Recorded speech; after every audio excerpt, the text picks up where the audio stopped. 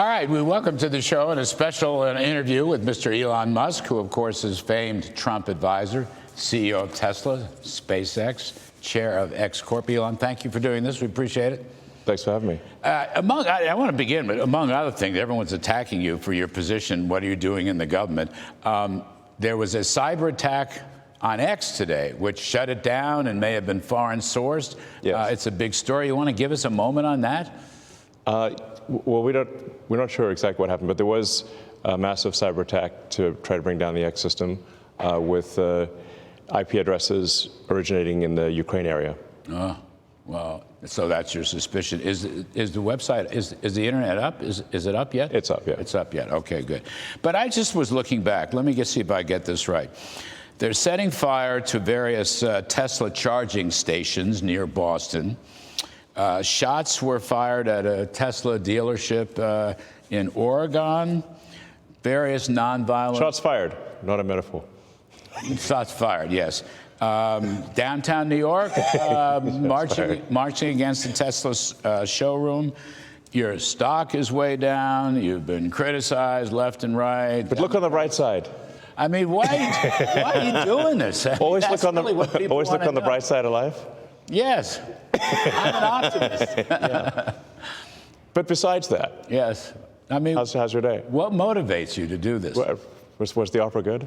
It's tough sledding. Yeah, it is tough sledding. But I think we're doing the right thing here.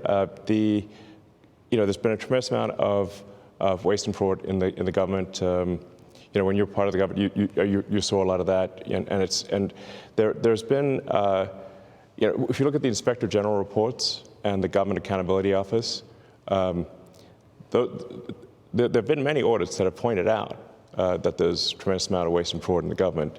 In fact, there was a report issued by the GAO, the Government Accountability Office, last year. So during the Biden administration, which estimated the federal government fraud to be $500 billion. Mm.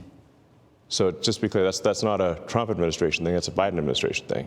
So what we're trying to do is get that number down to a much smaller figure, save money for the American taxpayer, stop money being spent on things that I think very few taxpayers would agree make sense. Transgender animal surgeries, or why are we spending money? Why are American tax dollars being spent on this? The president's gone through a long list of absurd things. Why are the 20 million people who are definitely dead marked as alive in the Social Security database?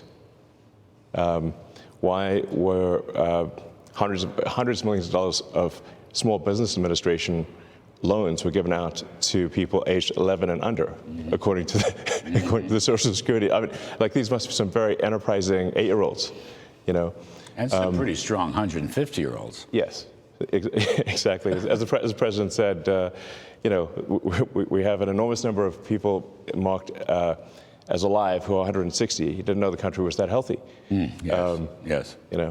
So demystify this. How do you do it? Okay. How big is your team? Yeah. Where'd you recruit most of them from? And what is it that makes you choose, the Treasury or Social Security or USAID? How does it work? Let the public know, please. Right. Well, we just basically follow the money. We look at the president's executive orders, and we also just follow the money. So we started looking closely at USAID because they were completely violating the president's executive orders to suspend foreign aid, what's called foreign aid, but in our view is a lot of corruption. So what we saw there is just a tremendous amount of money being sent to non-governmental organizations. But actually, this, by the way, is I think one of the biggest sources of fraud in the world is government-funded non-governmental organizations. This is a gigantic fraud loophole where the government can give money to an NGO. And then there are no controls over that NGO. So they've given billions of dollars, in fact, we estimate tens of billions of dollars to NGOs that are essentially scams. Mm-hmm. By the way, we're trying to put a stop to that. So I don't want to interrupt, but Secretary of State Rubio just come out, I think he tweeted today, he has accepted over 80% of your recommendations to shut down in USAID. Right. So your review and analysis was spot on. Yes. So I think when people criticize, say, what DOGE is doing, we say, well, which part specifically? Because we put all of the actions of the DOGE team on the doge.gov website and on the DOGE handle on X. So we post the receipts. So it's like this action has been taken, this action has been taken. So when we get criticism, we say like, of what? Which line do you disagree with? Like which cost saving do you disagree with? And then people usually can't think of any. No. So it's transparent line by line. It's transparent line by line, which is quite remarkable. Right.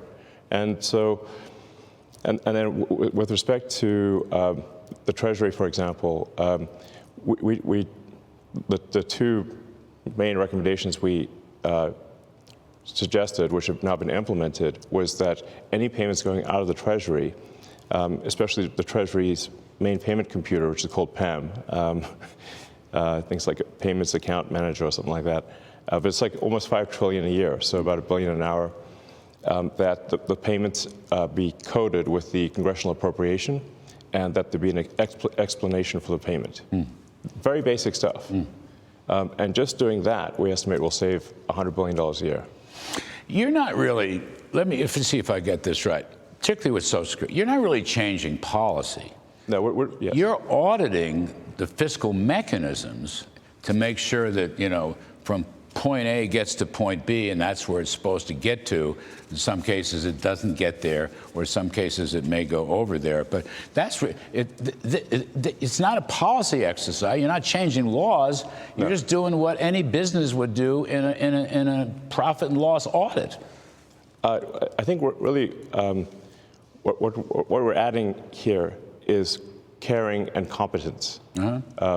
And there's a massive amount of fraud of basically people submitting Social Security numbers for Social Security benefits, unemployment, Small Business Administration loans, and medical, where those are fake Social Security numbers, or they've stolen somebody else's Social Security number, and we're trying to put a stop to all of that. And that's the number which is estimated to be on the order of 10% of federal expenditures, which is, half a trillion dollars. It's a huge number. Yeah. You're working with the agency heads. You're working with the cabinet secretaries. Yes. I saw Howard Lutnick was on TV yesterday saying you were partnering with them. Is that fair? Yeah. What we do is in consultation with the cabinet secretaries and with their departments. So. We're really trying to be we'll refer to ourselves as tech support. We're really helping the department get a handle on things, because what actually happens here is you've got this sort of vast federal bureaucracy, and then you've got a very thin layer on top of the politically appointed officials, and what tends to happen is that the bureaucracy, frankly, is in control, and they largely ignore the politically appointed people. Why should the bureaucracy? I'm sure you must have seen that. I've lived with this twice. I worked for Reagan many years ago, and I worked for Trump in the first term. Yeah. It's like a permanent bureaucracy. I might add, it's a permanently liberal bureaucracy. Yes, very much so. And it's not a bureaucracy that necessarily enforces or implements presidential policy. They don't. In fact, they try their best to thwart presidential policy. So the president is the elected representative of the people. And if the president cannot get things implemented as a reflection of the will of the people, then what we have is not a democracy, we have a bureaucracy. We have rule of the bureau, not rule of the people. And that's what we're trying to defeat here is the bureaucracy and have rule of the people. And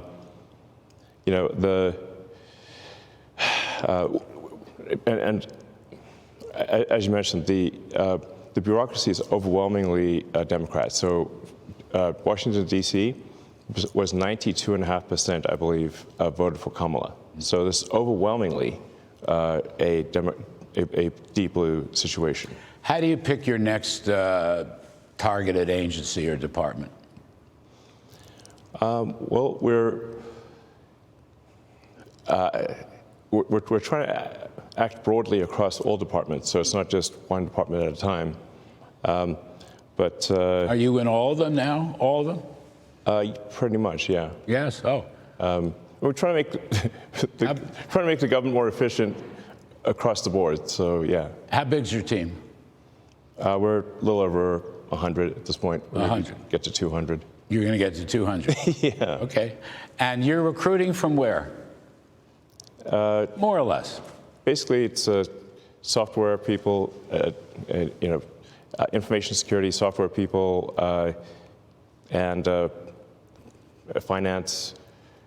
It's basically, yeah, finance and technology. I mean, frankly, I can't believe I'm here doing this. It's kind of bizarre, but I kind of think that we've got this enormous federal budget deficit, and it's a $2 trillion deficit. It keeps growing. Our interest payments are higher than our Defense Department budget. That's I think was the real wake-up call for me, was looking at seeing that the interest payments on national debt exceeded the Defense Department budget. And that was only growing over time, which meant if we didn't do something about this, then there won't be any money for anything. We'll just be servicing debt. And you know how to read an income statement, and you know how to read a balance sheet. You've had some business experience. I'm kidding, but yeah. You know about this stuff. Yeah, I mean, really, I just don't want America to go bankrupt. So it's a call to action. You're hearing a call to action. Yeah. You giving up your other stuff? I mean, how are you running your other businesses? With great difficulty.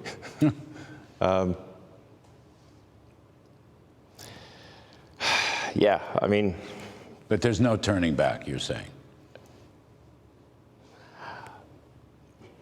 I'm just here trying to make government more efficient, eliminate waste and fraud, and so far we're making good progress, actually. So our savings at this point exceed $4 billion a day. Mm-hmm.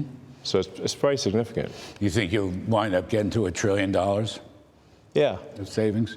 I mean, unless we're stopped, we will get to $1 trillion of savings. And that stuff can be translated. I mean, we had Russell Vought, the OMB director, on earlier, through very rescission authority, impoundment authority.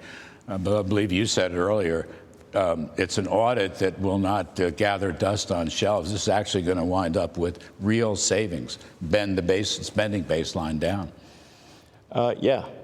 There have been many good audits, like I said, done by inspector generals and by Government Accountability Office, and they just haven't been implemented. Nothing's been done. I think the GAO identified that there were 17 million dead people in the Social Security database several years ago. It's now 20 million, but nobody did anything about it. I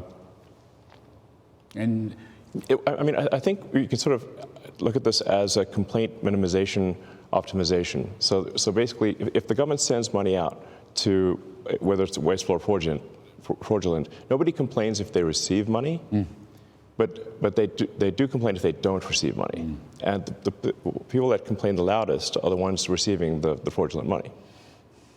And you're on it. Yeah. I mean, so the goal here is let's not have America go bankrupt with waste and fraud. So that's what I'm here for, and we're making good progress. Yes, you are. You're going to go another year? Yeah, I think so. Final report, middle of next year? Well, we're just getting things done as opposed to writing a report. Like I say, reports don't mean anything. You got to actually take action. Yes. So the waste and fraud in entitlement spending, which is which is most of the federal spending is entitlements. So that's like the big one to eliminate, because that's the sort of $500 billion, maybe $600-700 billion a year. that is also a mechanism by which the Democrats attract and retain illegal immigrants by essentially paying them to come here and then turning them into voters. Yes. So this is why the Democrats are so upset about the situation, because they're losing. If we turn off this gigantic money magnet for illegal immigrants, then they will leave, and they'll lose voters. But you have President's support. He said so again yesterday. He completely supports your operation. Yeah. Well, thanks. But that's super. Without the president's support, we couldn't make any progress here.